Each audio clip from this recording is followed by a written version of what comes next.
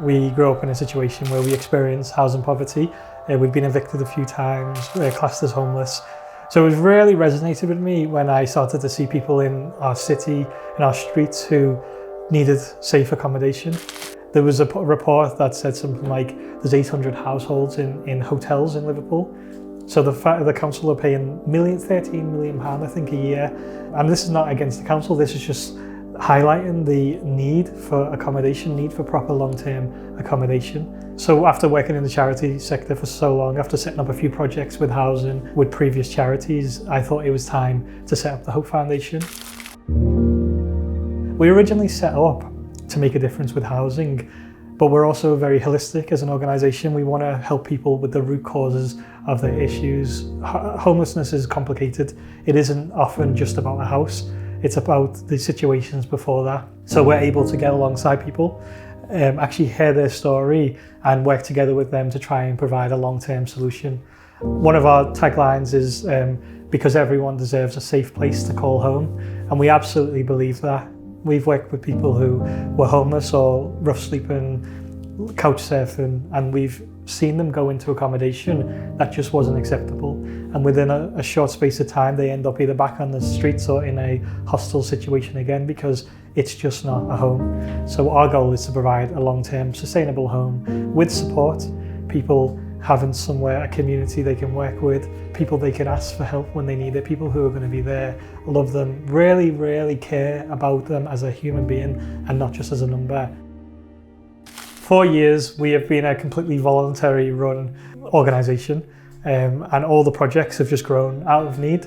The vision was to provide a place where we could provide housing because we knew the need.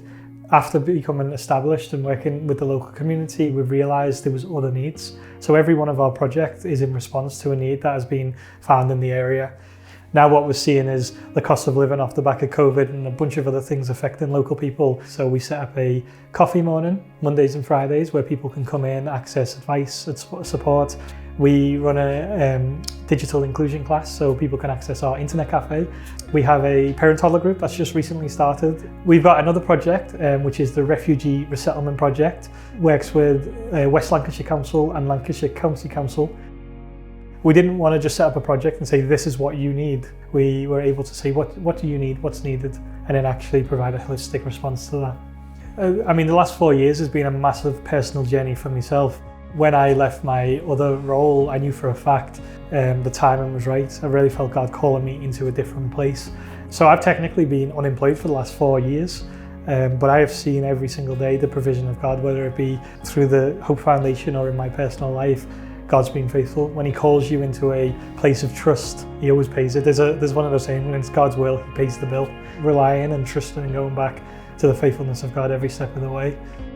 To be honest, we wouldn't have this community centre, we wouldn't have the flats upstairs without Green Pastures, because this option to find a landlord or a partner who would purchase a property in an area of choice and give it back to you at an affordable lease was not an option. So absolutely, I'd definitely recommend partnering with Green Pastures. For us, we're motivated for the individual. It's not about numbers for us. We're able to give people the benefit of the doubt when they need a break and they've been through the system a few times. A lot of the people who are in these situations living chaotic lives, they need a little bit of grace because they will slip up and they will make mistakes. We understand that life's chaotic and we're motivated by love and we're motivated by grace.